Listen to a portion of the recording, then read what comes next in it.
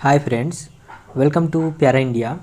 Friends, जैसा कि आप लोगों को पता है कि झारखंड में पैरामेडिकल भर्ती निकाली गई है, जिसकी जानकारी हम पहले ही आप लोगों को वीडियो के माध्यम से दे चुके हैं। और जैसे कि आप लोग देख सकते हैं, ये प्रोस्पेक्टस है और जो बहाली निकाला गया है, इसमें पूरी विस्तार से बहाली के बारे में इसकी जानकारी दी गई है। और हम पहले ही इस पूरा पीडीएफ के बारे में स्पेशल जानकारी दे चुके हैं आप लोगों को। इसमें हम सिर्फ बात करेंगे जो लैब टेक्नीशियन की बहाली निकाली गई है, तो उसका जो एग्ज़ाम कराया जाएगा 50 नंबर का आप लोगों को एग्ज़ाम होने वाला है। तो उसका सिलेबस क्या है, क्या क्या चीज़ें आपको पढ़ के जाने हैं, किन टॉपिक से आपके सवाल पूछे जाएंगे, इसके बारे में स्पेशल चर्चा करेंगे। इसलिए वीडियो को पूरा देखें, जिससे कि सारी जानकारी आप लोगों को मिल जाएगी। और नेक्स्ट वीडियो आपको फार्मासिस्ट हो गया, एक्सरे टेक्नीशियन और नर्सिंग के लिए जो बहाली निकाला गया उन पदों पर, उसका भी एग्ज़ाम लिया जाएगा। तो उसका भी सिलेबस की चर्चा हम अलग वीडियो में करेंगे एक एक करके। पहले हम आप लोग को लैब टेक्नीशियन के सिलेबस के बारे में बता देते हैं। तो जैसे कि यहाँ पे देख सकते हैं, लैब टेक्नीशियन के टोटल सीटों की संख्या जो है 636 सीटों पर बहाली निकाला गया। और ब्लॉक ये क्या है, रेगुलर सीट है, ठीक है। रेगुलर पर बहाली निकाला गया। एक आपको ब्लॉकिंग भी है, तो उसमें भी कुछ सीटें हैं। तो इस प्रकार से आपको ज़्यादा सीटें हो जाती हैं। अब देखिए यहाँ पे योग्यता क्या है, तो योग्यता में आप लोगों को पहले अभी बता चुके हैं, अभी बता देते हैं कि अगर आपके पास डिप्लोमा है, ठीक है, लैब टेक्नीशियन का 2 साल का, या आपके पास 3 वर्षीय जो बैचलर कोर्स होता है उसका डिग्री है, ठीक है, किसी भी यहाँ पे सारा कॉलेज का नाम दिया गया, कहीं से भी आपके पास डिग्री है, तो आप इस फॉर्म को भर सकते हैं। मगर शर्त ये है, आपको यहाँ पे देख सकते हैं शर्त ये रखा गया है कि आपको झारखंड राज्य पैरामेडिकल काउंसिल से क्या होना चाहिए, आपका रजिस्ट्रेशन होना चाहिए। ये बात आप लोग को ध्यान पर रखना है। और यहाँ पे सैलरी जो है लेवल ऑफ 5 है, यानी कि अच्छा सैलरी बनने वाला है आप लोग को। 35 से 40 हज़ार का स्पेशल आप लोग को सैलरी होने वाला है। अब ये सारा चीज़ हो गया। अब बात कर लेते हैं कि भर्ती प्रक्रिया किस प्रकार से कराई जाएगी। तो उसके बारे में यहाँ पे नीचे आइएगा स्क्रॉल करके, तो दिया गया है। तो जैसे कि फ्रेंड आप लोग देख सकते हैं, यहाँ पर दिया गया परीक्षा का प्रारूप।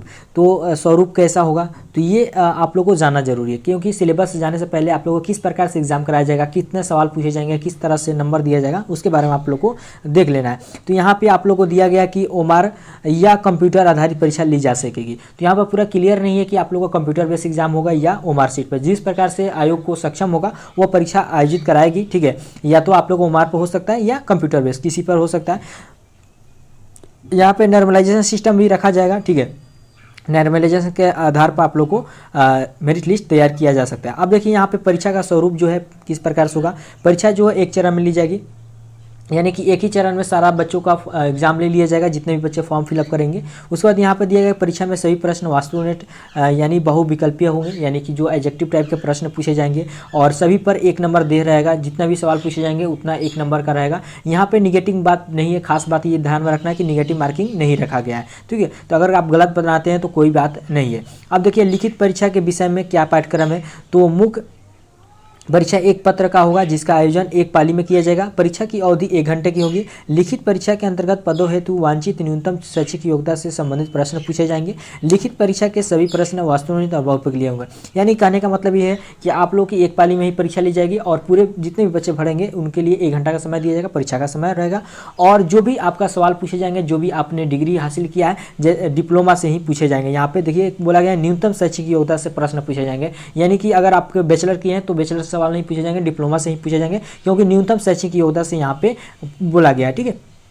और जो भी सवाल रहेंगे एडजेक्टिव टाइप के रहेंगे, ये आपको ध्यान रखना है। अब देखिए लिखित परीक्षा जो होगी, लिखित परीक्षा में विभिन्न पदों के लिए अनुसार, जैसे कि फार्मेसी के लिए एक्सरे, और उसके बाद है प्रयोगशाला, नर्सिंग, इन सभी के लिए 50 प्रश्न पूछे जाएंगे, और सभी एक नंबर के होंगे। तो यहाँ पे पूरा क्लियर हो चुका है कि आप लोग को 50 नंबर का 50 क्वेश्चन रहेगा, ठीक है। और इसके लिए 1 घंटा का समय दिया जाएगा। नेगेटिव मार्किंग नहीं है, एक सवाल सही करने पे 1 नंबर मिलेगा। अब देखिए सिलेबस के बारे में पूरा यहाँ से पाठ्यक्रम के बारे में इस पेज में बताया गया, तो वहाँ पे आप लोग को ले जाकर दिखाएंगे। उसके पहले एक और चीज़ दिखा देते हैं कि जैसे कि यहाँ पे आप लोग के पास जो डिग्री है उस पर प्रतिशत आपका जो मार्क्स रहेगा उसके आधार पर भी यहाँ पे नंबर दिया जाएगा। तो उसके बारे में यहाँ पे बताया कि मैट्रिक में कितना नंबर होना चाहिए, यानी जो तकनीकी योग्यता है उसमें कितना नंबर रहेगा, तो कितना नंबर दिया जाएगा इंटरमीडिएट। तो ये सारा चीज़ हम पहले आप लोग को विस्तार से बता चुके हैं, वो सारा वीडियो जाकर देख लीजिएगा, उसमें आपको जानकारी मिल जाएगी। अब चलते हैं सीधे सिलेबस के बारे में, देखते हैं सिलेबस आप लोग को क्या होने वाला है और क्या चीज़ें पढ़ के आपको जाना होगा।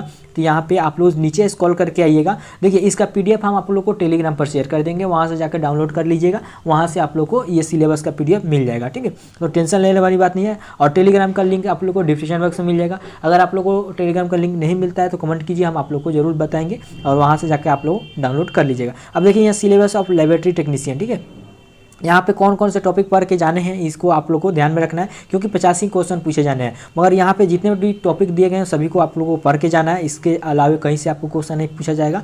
तो जैसे कि यहाँ पर दिया गया कि fundamental physiology basic of biochemistry, तो ये पहला ए हो गया। ए ग्रुप से आप लोग को यहाँ पे फिजियोलॉजी और बायोकेमिस्ट्री से सवाल पूछे जाएंगे। अब देखिए कि फिजियोलॉजी, फंडामेंटल फिजियोलॉजी है, इसमें कौन कौन से टॉपिक्स आपको पढ़ के जाने हैं। तो जैसे कि यहाँ पे दे दिया गया सेल। अब देखिए सेल दिया गया है, तो सेल में आपको क्या पढ़ना है, तो सिर्फ इसका स्ट्रक्चर और फंक्शन पढ़ लीजिएगा। इसके अलावा आपको ज़्यादा कुछ पढ़ने की जरूरत नहीं है। सेल क्या होता है, इसका स्ट्रक्चर क्या होता है, फंक्शन इसका काम क्या होता है, बस इतना ही पढ़ना है। इसके अलावा कुछ आपको नहीं पढ़ना है सेल के बारे में। उसी प्रकार से यहाँ पे टिश्यू के बारे में दिया गया, तो टिश्यू में जैसे कि आपको इप्थिलियम टिश्यू हो गया, कनेक्टिव टिश्यू हो गया, मस्कुलर टिश्यू हो गया, नर्वस सिस्टम, तो ये टिश्यू के बारे में आप लोगों को सिर्फ यहाँ पे जितने टॉपिक्स दिए गए उसी को पढ़ लेना। अब सारा टॉपिक को हम बताते चलेंगे तो वीडियो बहुत ही लंबा हो जाएगा, मगर ओवरऑल आप लोगों को समझाते चलते हैं। इसको पीडीएफ को डाउनलोड करके आपको क्या करना है कि निकलवा के 2 से 3 पेज में होगा, आपको दीवार पर चिपका देना है और जो भी टॉपिक है उसको पढ़ते चलना है, क्लियर करते चलना है और उसको रिवाइजिंग भी करते रहना है। अब देखिए ब्लड से भी पूछा जाएगा, तो ब्लड फिजियोलॉजी में तीसरा टॉपिक जो दिया गया है इसमें क्या क्या पढ़ना है, तो ब्लड में ब्लड सेल पढ़ लीजिए,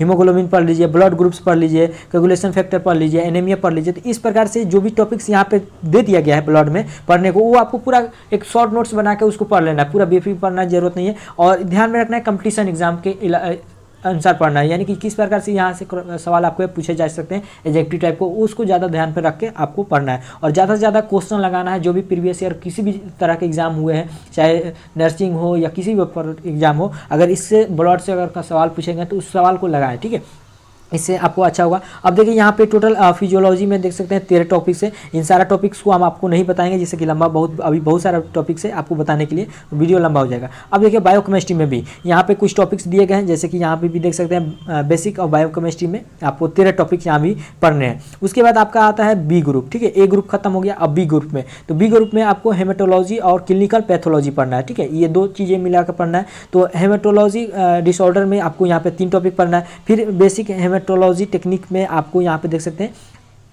लगभग 11 टॉपिक पढ़ना है, ठीक है। इन सभी टॉपिक को क्लियर करके जाना है, ये बात आप लोगों को ध्यान में रखना है। उसके बाद है कि क्लिनिकल पैथोलॉजी। अब क्लिनिकल पैथोलॉजी में आपको ज़्यादा नहीं पढ़ना है, 5 टॉपिक ही पढ़ना है, तो ये आपको पढ़ लेना है। अब देखिए ग्रुप सी में आ गए, तो ग्रुप सी में आपको जनरल माइक्रोबायोलॉजी पढ़ना है। अब माइक्रोबायोलॉजी में क्या क्या चीज़ें पढ़ना है यहाँ पे दिया गया है, जैसे कि इंट्रोडक्शन पढ़ लेना है, माइक्रोस्कोपी पढ़ लेना है, बैक्टीरिया पढ़ लेना है, ग्रोथ में पढ़ लेना है, ठीक है, स्टेलाइजेशन पढ़ लेना है, कल्चर मीडिया पढ़ना है। तो ये सारी टॉपिक्स आपको क्लियर करके जाना है माइक्रोबायोलॉजी में, ठीक है। अब देखिए डी ग्रुप आ गया, तो डी ग्रुप में आपको क्या पढ़ना है, क्लिनिकल बायोकेमिस्ट्री पढ़ना है। तो क्लिनिकल बायोकेमिस्ट्री में यहाँ पे टॉपिक्स सारे दिए गए हैं, आप लोग को इसको देख लेना है और अच्छे से पढ़ लेना है, ठीक है। जो जो टॉपिक्स यहाँ पे दिए गए हैं उससे ज़्यादा आपको कहीं पढ़ने की जरूरत नहीं है, सिंपल से यही सारे टॉपिक्स को आपको नोट्स बना लेना है। या आपने जो डिप्लोमा कोर्स किए हैं लैब टेक्नीशियन, तो आप लोग पढ़े होंगे, तो उसका नोट्स है या बुक्स है, उसी से आप लोग पढ़ें, कहीं से ज़्यादा पढ़ने की जरूरत नहीं है। मगर एक बात ध्यान में आप लोग को हम बार बार बोल रहे हैं कि यहाँ पे आप लोग जाइएगा एग्जाम में तो आपको ऑब्जेक्टिव टाइप का क्वेश्चन पूछे जाएंगे, तो आपको कोशिश करना है कि ज़्यादा से ज़्यादा सवाल पढ़ें।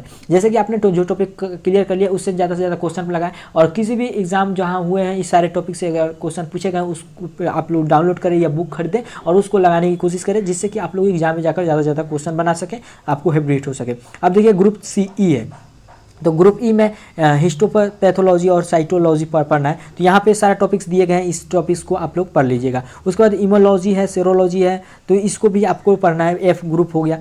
अब यहाँ पे नीचे आएंगे तो और भी ग्रुप्स हैं, जैसे कि कोगुलेशन स्टडीज हो गया, ब्लड बैंक प्रोड्यूसर हो गया, तो प्रोसीजर हो गया, तो ये सारे चीज़ आप लोग को पढ़ना है। जी ग्रुप हो गया।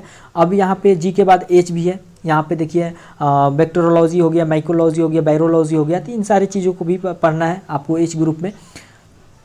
उसके बाद इतना ही चीज़ पढ़ना है, तो लगभग एच ग्रुप तक आप लोग को पढ़ना है। और यहाँ पे पूरा आप लोग सिलेबस हम आप लोगों को बता दिए हैं। जो भी जानकारी आप लोगों को हेल्पफुल लगे तो लाइक जरूर करें, वीडियो को शेयर करें, और किसी भी तरह के डाउट्स हो तो कमेंट करके हमसे पूछ सकते हैं। जहाँ तक मुझे जानकारी होगी आप लोग को हेल्प करने की कोशिश करेंगे और रिप्लाई देने की कोशिश करेंगे, नहीं तो वीडियो के माध्यम से बताने की कोशिश करेंगे। तो फ्रेंड वीडियो में बस इतना ही, वीडियो हेल्पफुल लगे तो लाइक शेयर जरूर करें। Thank you.